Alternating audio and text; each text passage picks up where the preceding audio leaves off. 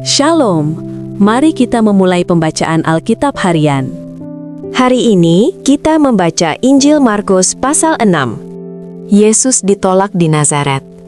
Kemudian Yesus berangkat dari situ dan tiba di tempat asalnya, sedang murid-muridnya mengikuti dia.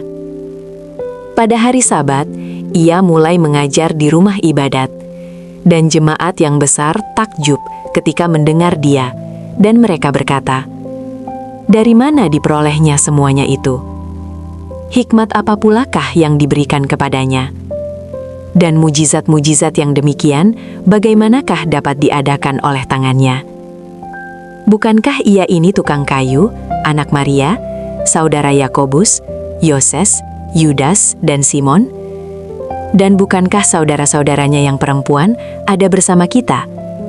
Lalu mereka kecewa dan menolak dia.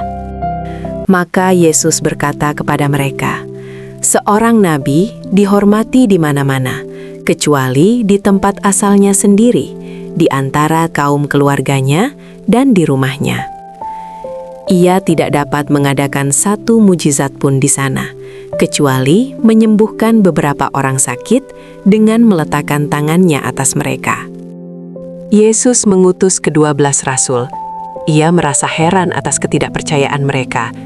Lalu Yesus berjalan keliling dari desa ke desa sambil mengajar.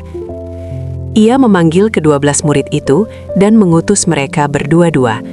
Ia memberi mereka kuasa atas roh-roh jahat dan berpesan kepada mereka supaya jangan membawa apa-apa dalam perjalanan mereka, kecuali tongkat, roti pun jangan, bekal pun jangan, uang dalam ikat pinggang pun jangan. Boleh memakai alas kaki, tetapi jangan memakai 2 baju. Katanya selanjutnya kepada mereka, "Kalau di suatu tempat kamu sudah diterima dalam suatu rumah, tinggallah di situ sampai kamu berangkat dari tempat itu. Dan kalau ada suatu tempat yang tidak mau menerima kamu, dan kalau mereka tidak mau mendengarkan kamu, keluarlah dari situ dan kebaskanlah debu yang di kakimu sebagai peringatan bagi mereka." Lalu pergilah mereka memberitakan bahwa orang harus bertobat. Dan mereka mengusir banyak setan dan mengoles banyak orang sakit dengan minyak dan menyembuhkan mereka. Yohanes Pembaptis dibunuh. Raja Herodes juga mendengar tentang Yesus, sebab namanya sudah terkenal, dan orang mengatakan, Yohanes Pembaptis sudah bangkit dari antara orang mati, dan itulah sebabnya kuasa-kuasa itu bekerja di dalam dia. Yang lain mengatakan, dia itu Elia. Yang lain lagi mengatakan, dia itu seorang nabi, sama seperti nabi-nabi yang dahulu. Waktu Herodes mendengar hal itu, ia berkata, "Bukan, dia itu Yohanes, yang sudah kupenggal kepalanya, dan yang bangkit lagi." Sebab memang Herodeslah yang menyuruh orang menangkap Yohanes dan membelenggunya di penjara, berhubung dengan peristiwa Herodias, istri Filipus saudaranya, karena Herodes telah mengambilnya sebagai istri. Karena Yohanes pernah menegur Herodes, "Tidak halal engkau mengambil istri saudaramu." Karena itu, Herodias menaruh dendam pada Yohanes dan bermaksud untuk membunuh dia, tetapi tidak dapat. Sebab Herodes segan akan Yohanes, karena ia tahu bahwa Yohanes adalah orang yang benar dan suci, jadi ia melindunginya. Tetapi apabila ia mendengarkan Yohanes, hatinya selalu terombang-ambing, namun ia merasa senang juga mendengarkan dia.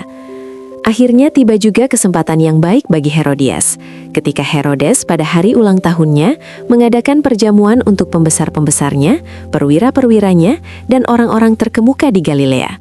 Pada waktu itu, anak perempuan Herodias tampil lalu menari, dan ia menyukakan hati Herodes dan tamu-tamunya. Raja berkata kepada gadis itu, "Minta daripadaku apa saja yang kau ingini, maka akan kuberikan kepadamu." Lalu bersumpah kepadanya, "Apa saja yang kau minta akan kuberikan kepadamu, sekalipun setengah dari kerajaanku." Anak itu pergi dan menanyakan ibunya, "Apa yang harus kuminta?" Jawabnya, "Kepala Yohanes Pembaptis." Maka cepat-cepat ia pergi kepada raja dan meminta, "Aku mau supaya sekarang juga engkau berikan kepadaku kepala Yohanes Pembaptis di sebuah talam." Lalu sangat sedihlah hati raja, Tetapi karena sumpahnya dan karena tamu-tamunya, ia tidak mau menolaknya. Raja segera menyuruh seorang pengawal dengan perintah supaya mengambil kepala Yohanes. Orang itu pergi dan memenggal kepala Yohanes di penjara. Ia membawa kepala itu di sebuah talam dan memberikannya kepada gadis itu, dan gadis itu memberikannya pula kepada ibunya.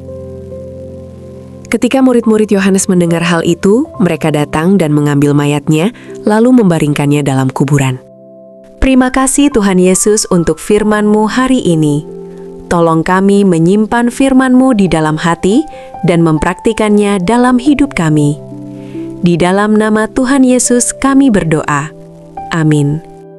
Terima kasih sudah meluangkan waktu mendengarkan firman Tuhan hari ini. Kiranya firman ini menjadi terang dan kekuatan. Sampai jumpa besok.